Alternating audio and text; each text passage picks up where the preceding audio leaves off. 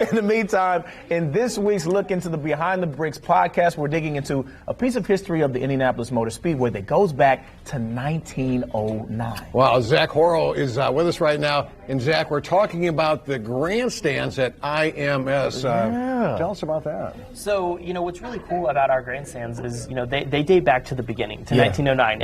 And what we kind of learned and what we detail is our grandstands are named really weird. Like, it doesn't make sense. There's A, and A is next to B, but B is next to E, C's back here, G's over here, C's by A, and none of it makes sense. So we sort of looked into why that is, and basically, as they would build grandstands, they would say, okay, we're going to build grandstand A, and the next one's going to be B, but now we want one closer to turn 4, but the next one in the alphabet is still C.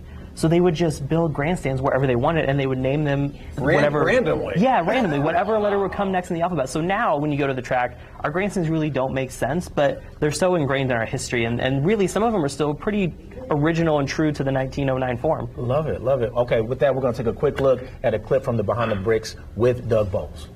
So as they went through the alphabet progression and they got to G, in 1915, the G stand was put right here at the entry to turn 2. And then shortly after World War II, when Tony Hallman bought the Speedway, they renovated G stand to the stand we have here. It was put here in 1946.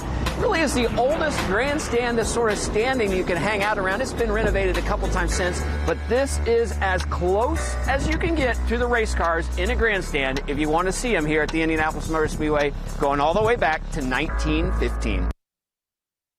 Okay, you dropped another nugget on us as that video was playing, Zach. You talked about where Doug was standing right there. Yeah.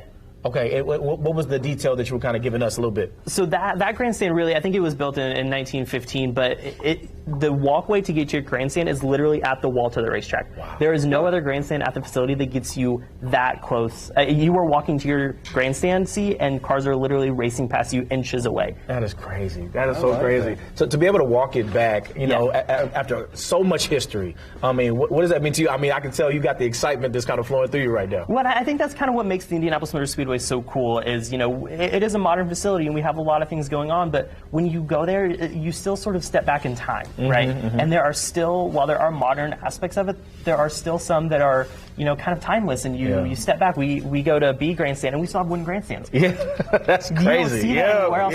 Yeah, it's a very, it's unique. It's unique. It's genuine. It's original. Yeah.